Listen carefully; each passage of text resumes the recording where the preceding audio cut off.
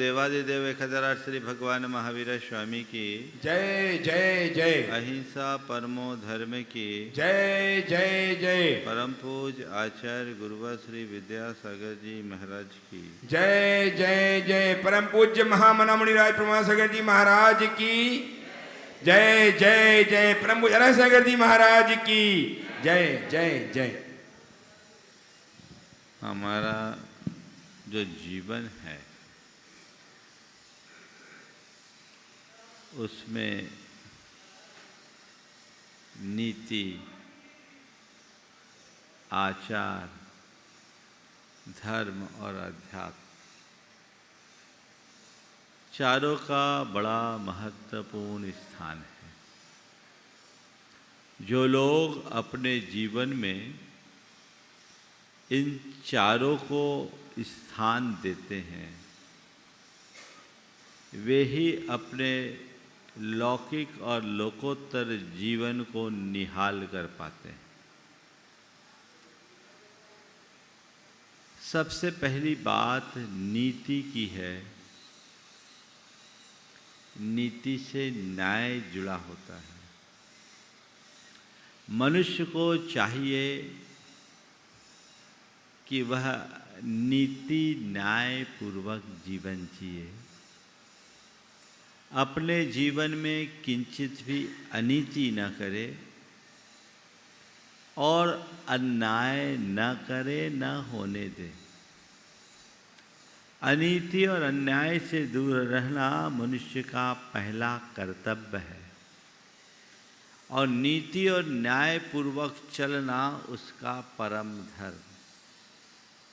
आज बात उसी न्याय शासन की आप सबके मध्य करने जा रहा हूँ। लगभग 6 दिन के अंतराल के उपरांत आज पुनः आप सबके मध्य मुखातिब हुआ हूँ। सवाल जीवन में नीति का है, सवाल जीवन में न्याय का है। नीति का पालन हर कोई करता है पर न्याय हमें कोई और देता है, कोई और करता है।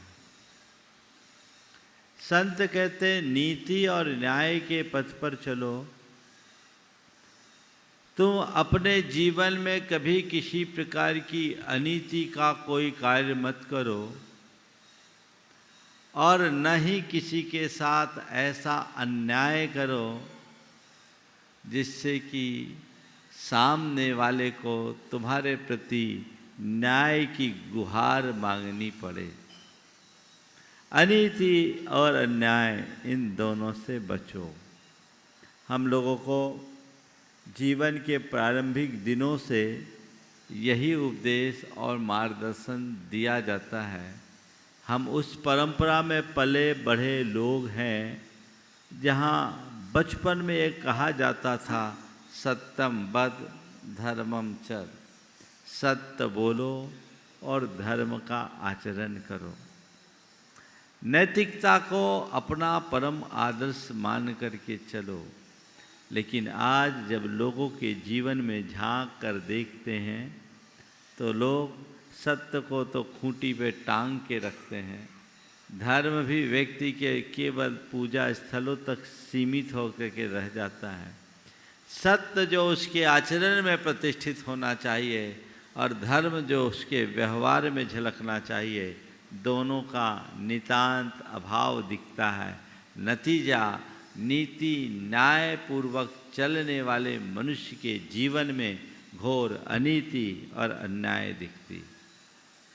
मैं आज बात करने जा रहा हूँ नीति और न्याय की। और ये कहाँ से कहाँ तक। घर में नीति और न्याय करो, परिजनों के साथ नीति और न्याय पूर्वक चलो, समाज में नीति और न्याय के साथ चलो और धर्म क्षेत्र में भी नीति और न्याय का ख्याल रखो। घर में नीति न्याय, परिजनों के साथ नीति न्याय, समाज में नीति न्याय और धर्म क्षेत्र में नीति न्याय, ये चारों जगह हमें इनका ध्यान रखना चाहिए।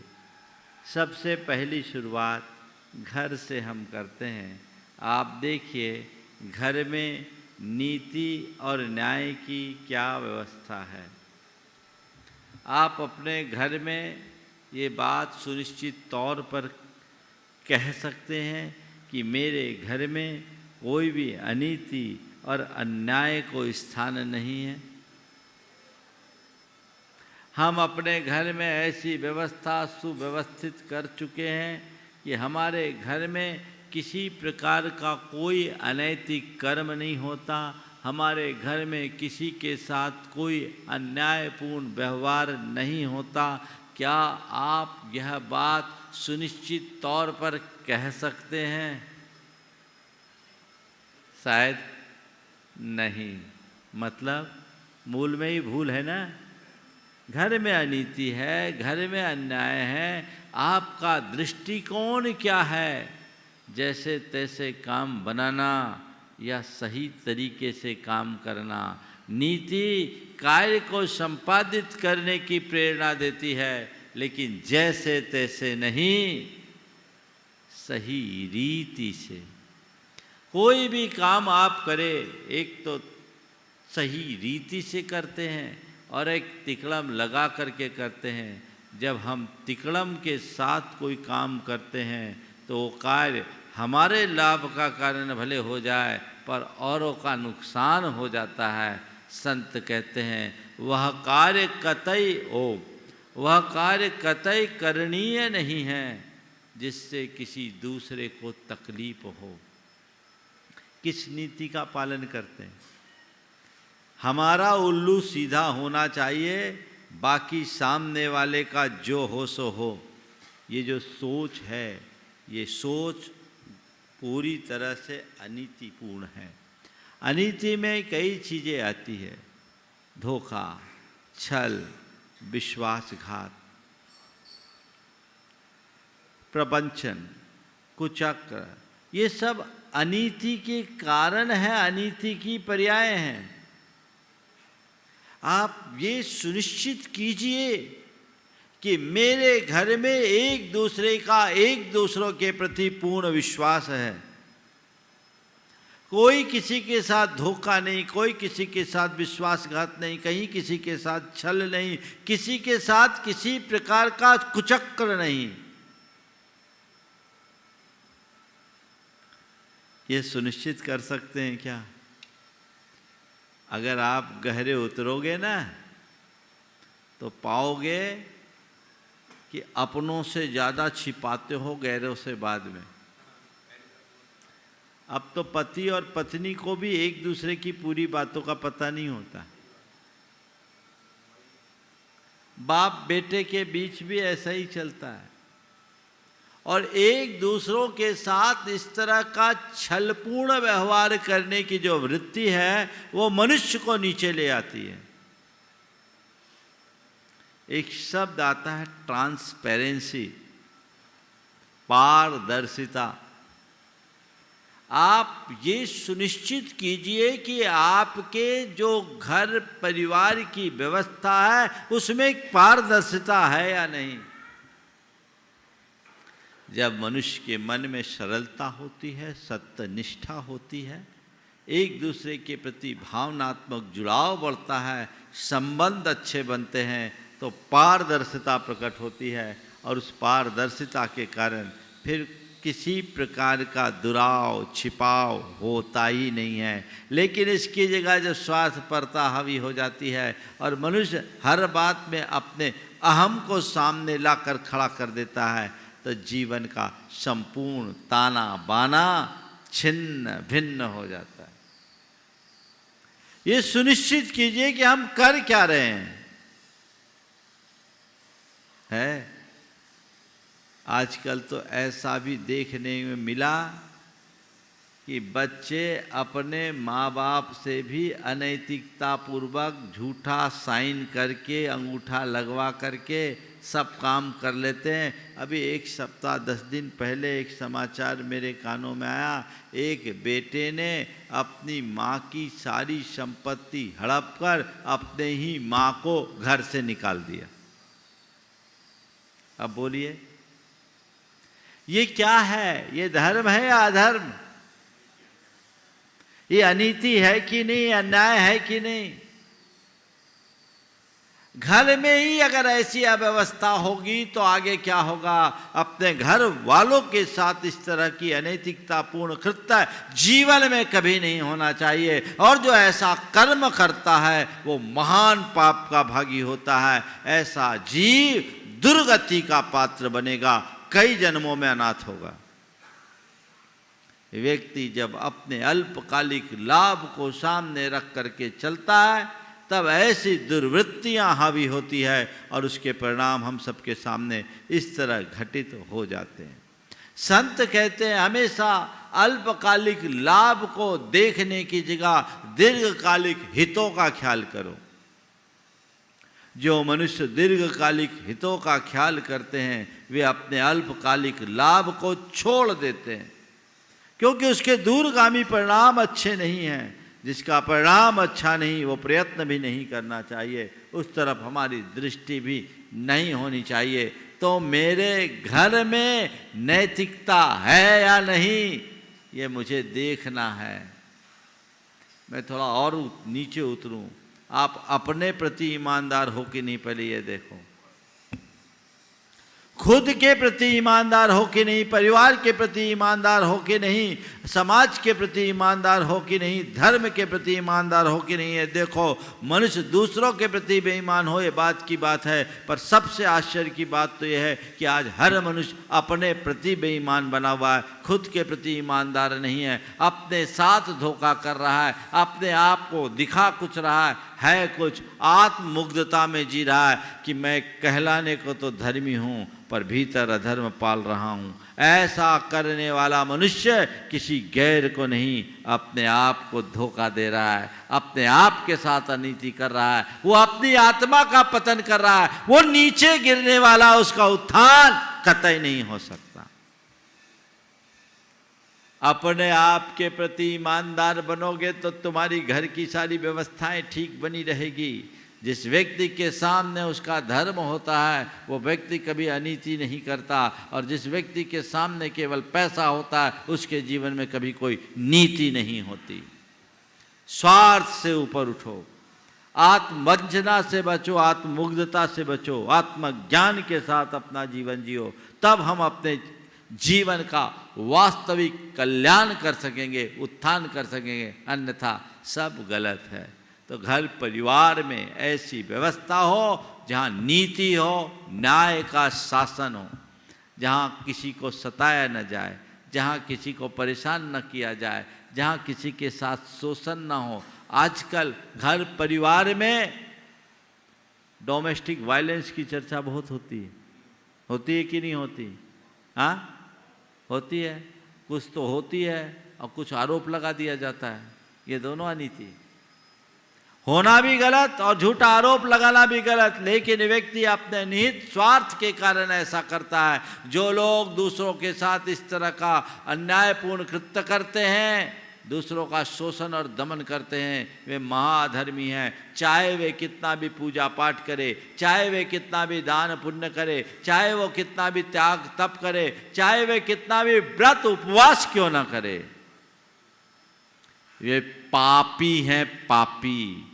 क्योंकि वो हिंसा कर रहे हैं, वे क्रूरता को अपना रहे हैं, वे अधर्म कर रहे हैं, वे अनीति के पथ पर चल रहे हैं। आप इस चीज को देखिए। और कोई तुम्हारे साथ नहीं करे और तुम उसको मिथ्या आरोप लगा रहे हो तो तुम कुचक्कर रच रहे हो, षड्यंत्र कर रहे हो, सामने वाले को के साथ अन्याय कर रहे हो। दोनों ओर से यदि इस तरह का कृत्य होता है तो घोर निंदनीय है। संत कहते हैं तुम मनुष्य हो, तुम्हें मानवीय व्यवहार करना चाहिए, और मानवीय व्यवहार तभी होता है जब तुम्हारे भीतर मानवीय संवेदना होती है। सबसे बड़ी विडंबना यह है कि आज के इस बुद्धिवाद के दौर में मनुष्य की संवेदनाएं दिनों दिन क्षीण होते जा रही है, और जैसे जैसे मनुष्य की संवेदना क्षीण होती है, मनुष्य का जीवन क्रूर और निर्मम बन जाता है, उसका व्यवहार निर्दय और निष्ठुर हो जाता है, परिणाम अनीति और अन्याय पनपते हैं। आज ये बातें आम होते जा रही, आम होती जा रही। इस बात के प्रति मनुष्य को बहुत गहराई में उतर करके देखने की जरूरत, उसकी तरफ हमारी दृष्टि जागे, ताकि हम अपने जीवन का बेहतर प्रबंध कर सके। ये दृष्टि होनी चाहिए। कोई भी हो, घर परिवार का सदस्य हो या घर परिवार में काम करने वाले लोग हों, किसी का दमन नहीं, किसी का शोषण नहीं, किसी से अन्याय नहीं, किसी के प्रति अत्याचार नहीं। ये दृष्टिकोण तुम्हारा होना चाहिए। दूसरा है, परिजनों के प्रति अनीति और अन्याय न हो। देखो, आप घर से बाहर परिजन में तुम्हारे सारे रिश्ते नातेदार, तुम्हारे सगे संबंधी, तुम्हारे भाई बंधु सब आते हैं। इनके प्रति तुम्हारा क्या दृष्टिकोण है? अभी क्या दृष्टिकोण है? अच्छा है? तुम ये कह सकते हो कि मेरे सारे परिजनों से अच्छे संबंध है, मधुर संबंध है, मैं उनके लिए जान देता हूं, वे मेरे लिए मरते हैं। है ऐसा कोई जो ये कहे कि मेरे सबसे इतने मधुर संबंध है कि मैं उन पर जान छिड़कता हूं और वो मेरे लिए जान देने को तत्पर होते हैं? है ऐसे कोई? क्यों? हकीकत में देखो तो लोग अपनों के ही जान लेने के लिए उतारू हो जाते हैं। संबंध कटुतापूर्ण होते हैं। क्यों? क्योंकि एक दूसरे के साथ वहाँ भी स्वार्थ जुड़ा हुआ है, एक दूसरे का शोषण है, एक दूसरे का। उसने काफ़ी संपत्ति बढ़ाई, पिता ने खुद गोद दिया, अपने ही भाई को जो निसंतान था उसको गोद दिया। गोद के बाद वो अपने घर चला गया। फिर भी अपने भाइयों से, पिता से उसका बड़ा गहरा जुड़ाव था। उसके 3 भाई और थे जो पिता के साथ रहते थे। पिता पुत्र मोह में फंस गया, पुत्र मोह में फंस गया और अपने बेटे को उसकी आज्ञाकारिता और विनीतता का दुरुपयोग करते हुए कई तरीके से बहलाकर फुसलाकर उसकी सारी संपत्ति अपने बेटों के नाम करा दी। पिता के प्रति बेटे का बड़ा गहरा लगाव था, श्रद्धा थी। पिता ने जो बोला वह उसके लिए ब्रह्म वाक्य होता था। उसने सब चीज़ें पिता के कहे अनुसार किया। बोला, बेटा हम सब तो एक ही हैं। और जब बाद में जब सब कुछ पिता ने अपने मन का कर लिया तो बेटे को अंगूठा दिखा दिया। बोला, तेरा क्या, ये तो इनका है, तेरा तो वहाँ है, तुझे तो मैंने गोद दे दिया। ये सुनते ही उसको इतना झटका लगा कि वो गहरे डिप्रेशन में आ गया। उसके मन में एक बात बैठ गई कि जिन्हें मैंने कभी अपने से अलग नहीं सोचा, जबकि मैं अलग था, मेरा गोदनामा हो चुका था, मैं अपनी संपत्ति का मालिक था, फिर भी मैंने जिन्हें कभी अलग नहीं सोचा उन्होंने मेरे साथ ऐसा धोखा क्यों किया? वो सदमे से उबर नहीं पाया। आज 10 बरस हो गए, आज भी वो व्यक्ति इतने डीप डिप्रेशन में है कि पूरी तरह विक्षिप्त जैसा हो गया। और देखो इसका फल, ये तो डिप्रेशन में गया सो गया। कहावत है, अन्याय का पैसा फलता नहीं। उस परिवार का भी डाउनफॉल हो गया। उसमें एक तो मर गया, एक की किडनी खराब है और व्यापार में भारी नुकसान। अब बोलो, अब क्या हो गया? अन्याय, परिजनों के साथ अन्याय की कहानी हम पढ़ते हैं महाभारत में। नतीजा भी हम सबके सामने है। जो अनीति करेगा, जो अन्याय करेगा, जो गलत रास्ते पर चलेगा, उसका पतन पक्के तौर पर होगा। और ऐसा आजकल तो आम हो गया है ना? ये कतई उचित नहीं है। इसके प्रति सतत सावधान होने की जरूरत है, आवश्यकता है। सजग हो करके जिए। जीवन में कभी ऐसी स्थिति उत्पन्न ही ना होने दें ताकि कभी किसी को कुछ कहने का अवसर प्राप्त हो। ये दृष्टि अपने अंदर होनी चाहिए। क्यों हम ऐसा करें? परिजनों के साथ न्याय होना चाहिए, अनीति नहीं। और एक सकारात्मक उदाहरण भी मेरे सामने आया। जो भाई विदेश में रहता था, उसने कहा ये पिता की ही संपत्ति नहीं, इसमें आप सबका भी योगदान है। पिता की विरासत को बढ़ाने में आप लोगों का योगदान रहा है। मैं 30 वर्षों से बाहर रहा हूँ, मेरा इस परिवार के साम्राज्य को बढ़ाने में कोई योगदान नहीं। 30 वर्षों से मैं बाहर रहा हूँ, मेरा इस परिवार के साम्राज्य को बढ़ाने में कोई योगदान नहीं है। और जिसे बढ़ाने में मेरा योगदान नहीं, उसको लेने का भी मेरा अधिकार नहीं। भैया आप दोनों आधा आधा ले लो। मुझे मेरे पिता ने पढ़ा लिखा कर योग्य बना दिया, यही उनकी सबसे बड़ी देन है, मेरे लिए विरासत है। मैं उसको आगे बढ़ा रहा हूँ। और पिताजी के आशीर्वाद से, आप लोगों के सद्भाव से मैंने विदेश में बहुत कुछ कमाया है। जो है मैं उसको ही नहीं भोग पाऊंगा, इनके लिए क्या करूं? आप इसको जो करना है करें। वो बोलते नहीं तुम्हारा हक बनता है, तुम्हें लेना होगा। और वो बोलते नहीं मैं इसका हकदार नहीं, क्योंकि मेरा अपना कोई योगदान नहीं है। लेने से इनकार कर दिया। आप कहोगे बेवकूफ होगा, है ना? आजकल ऐसा कोई कार्य करे तो उसको लोग बेवकूफ ही कहेंगे। लेकिन जिनकी सोच सही होती है, जिनकी सोच बड़ी होती है, जो पैसे को ही प्रमुखता नहीं देते, उनके जीवन में ऐसा ही उदाहरण दिखता। दूसरा होता तो वो सोचता और कैसे ज़्यादा से ज़्यादा ऐंठा जा सके। तय करो मैं किसे प्रमुखता दे करके चलता हूं, धन को या धर्म को।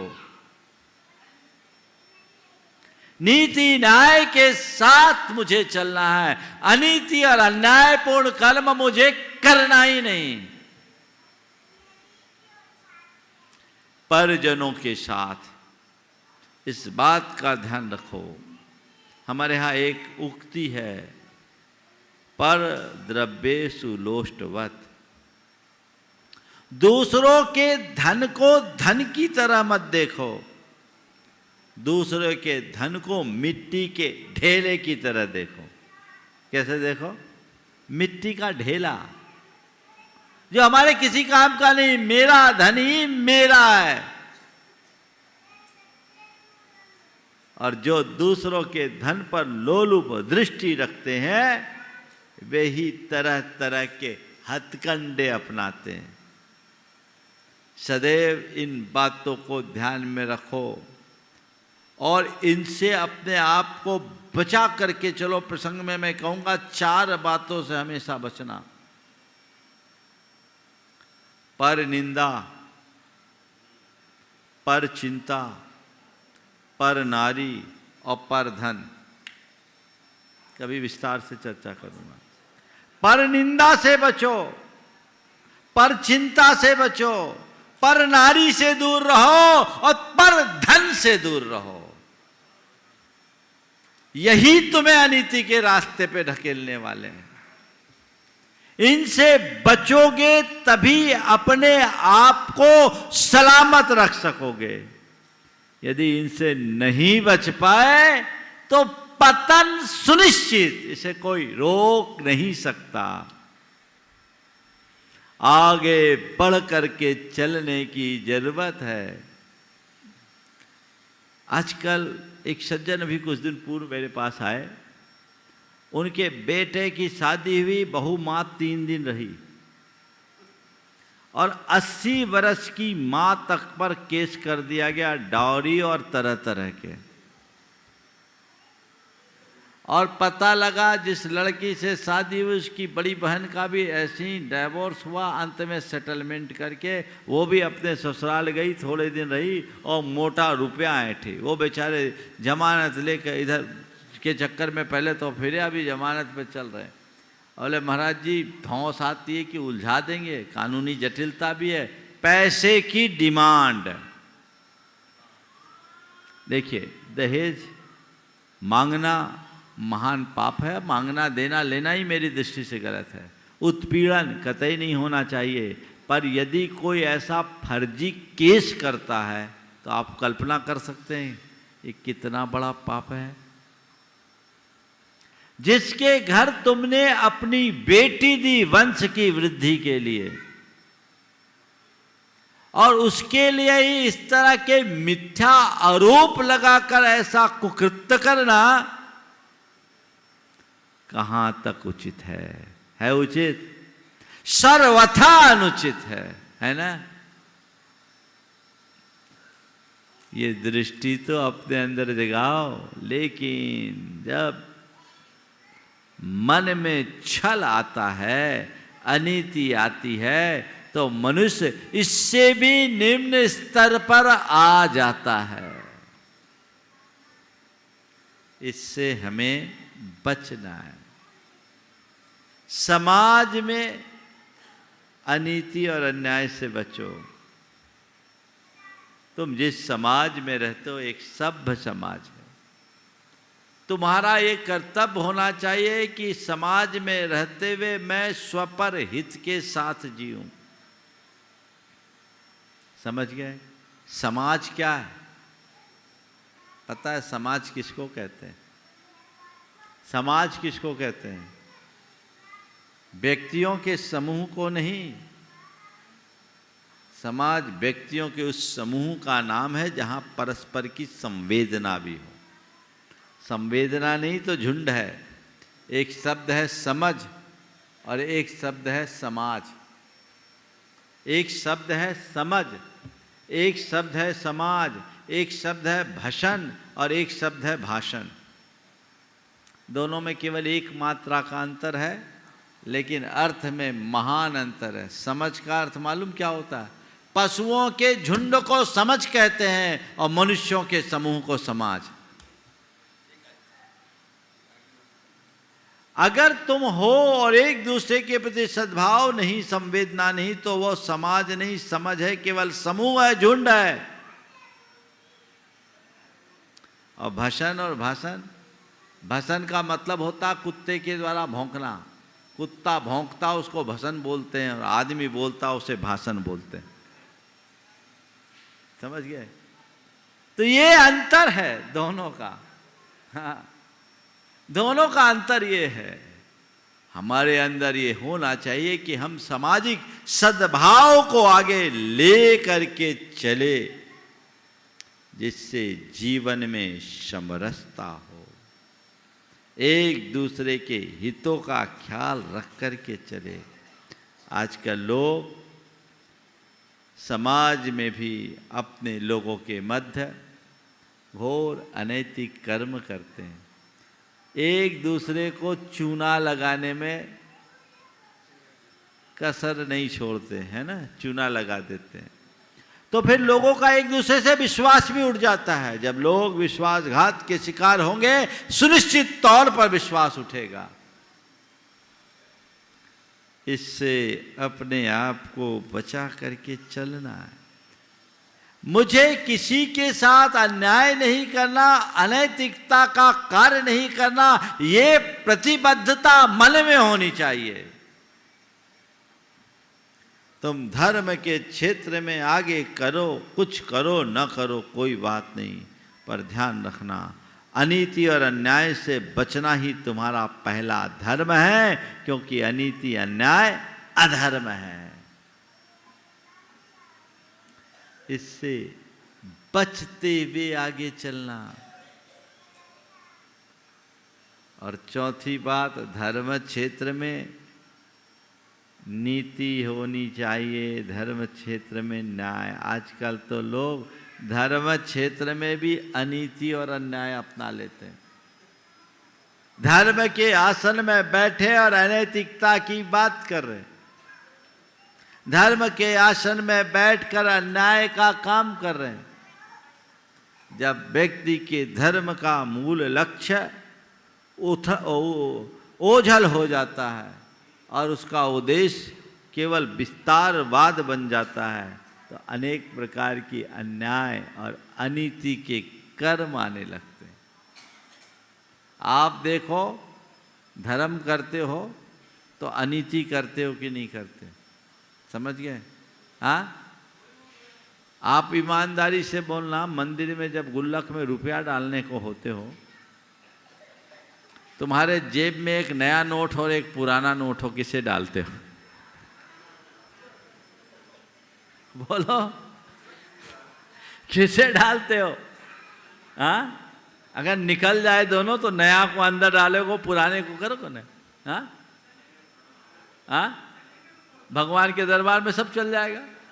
एक पिता ने अपने बेटे से कहा, जा आज मंगलवार है, हनुमान जी के मंदिर में तो एक सिक्का डालिया। तो बेटा बोला, हाँ, फ्री में नहीं डालूंगा।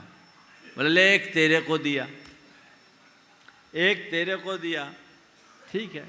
अब वो बेटा थोड़ा शरारती था, सिक्का लेकर चला, एक सिक्का जेब में रखा, एक सिक्का उछालता हुआ चल रहा था।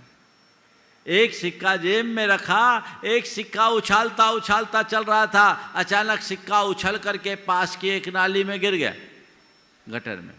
सिक्का उछल करके पास की नाली में गिर गया। उसने कहा, ठीक, हनुमान जी का सिक्का नाली में गया, मेरा सिक्का बच गया। हाँ, बोलो, ये हाल है तुम्हारे, है ना? ये अनीति है कि नहीं? ये पाप है कि नहीं? इस तरह के और जघन्यतम पाप भी आप कर बैठते हो।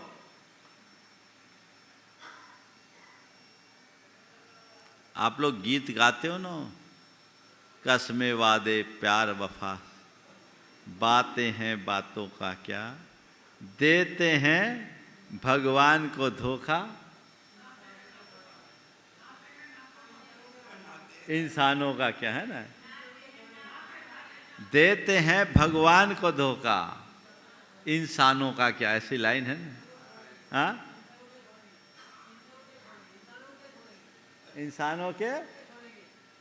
इंसानों का, हाँ, देते हैं भगवान को धोखा, इंसानों का क्या छोड़ेंगे। तो ये ऐसा ही होता है। एक कहानी याद आ गई, 2 मिनट में उसे पूरा करता हूँ और मनुष्य की मनोवृत्ति का उदाहरण उससे प्रकट होगा। एक किसान था, भगवान का बड़ा भगत था। तो उसने भगवान की आराधना की, क्योंकि 3 साल से सूखा चल रहा था, घर में कुछ नहीं था, हाल बेहाल था। उसने भगवान से कहा, भगवान कुछ मदद करो। भगवान ने कहा, ठीक है, मैं मदद को तैयार हूँ, बता तुझे क्या चाहिए। तो भगवान, बारिश नहीं हो रही, फसल चौपट हो रही। बोले, देख, मैं सब व्यवस्था करूँगा पर फ्री में नहीं करूँगा। बोले, भगवान बोलो आप क्या चाहते हैं। बोले, एक काम कर, तो मेहनत करना, बीज बोना, मैं प्रकृति को संभालूंगा, समय पर पानी बरसाऊंगा, पर एक शर्त है, जो फसल आएगी आधा आधा। ठीक है भगवान, आधी फसल आपकी, आधी फसल मेरी, भगवान से साझेदारी हो जाए, इससे अच्छी बात क्या। भगवान आप बताओ, आप ऊपर की फसल लोगे कि नीचे की? भगवान आप बोलो, आप ऊपर की लोगे कि नीचे की? भगवान ने कहा, ठीक है, ऊपर की फसल मैं लूंगा। तो ठीक है भगवान, नीचे की फसल मेरी, ऊपर की आपके। बोले, ठीक। उसने बीज बोया, जबरदस्त बारिश हुई, प्रकृति बिल्कुल अनुकूल हुई, बम्पर फसल आई। तय समय पर जब फसल कटने की बारी आई, भगवान आए। भगवान ने भी लहलाती फसल देखकर बिल्कुल प्रसन्न हो गए। पूछा, बोलो भाई क्या है? बोले, भगवान ये बताइए, आपकी कौन सी आपने क्या कहा था? बोला, ऊपर की फसल मेरी। ठीक है भगवान, ऊपर की आप ले लो, नीचे की मैं ले सकता हूँ। हाँ ले लो। जब भगवान खेत में देखे तो भौचक्कर रह गए, क्योंकि उसने मूंगफली बोया था। फसल पूरी इसको, घास फूस भगवान को। भगवान ने कहा तो बड़ा गड़बड़ है। बोले देख भाई, इस बार तूने धोखा दे दिया, अगली बार मैं नीचे की फसल लूंगा। बोले ठीक है महाराज, ऊपर की हम ले लेंगे। बोले हाँ ठीक है। फिर आए भगवान टाइम पर, फसल तो बहुत तगड़ी थी, देखा तो भगवान भौचक्कर रह गए, क्योंकि उसने ज्वार बोए थे। ज्वार के सिट्टे ऊपर थे। बोले भगवान ऊपर ऊपर के सिट्टे मेरे, बाकी फसल आपकी। और फिर चकमा दिया इसने।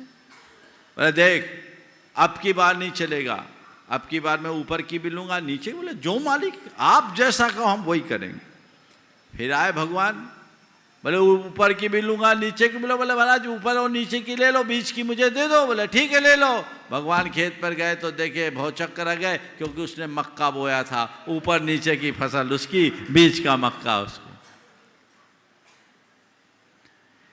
ये मनुष्य की मनोवृत्ति है, इसलिए कहते देते हैं भगवान को धोखा, इंसान को क्या छोड़ेंगे। ये तुम्हारी मनोवृत्ति को दर्शाता है।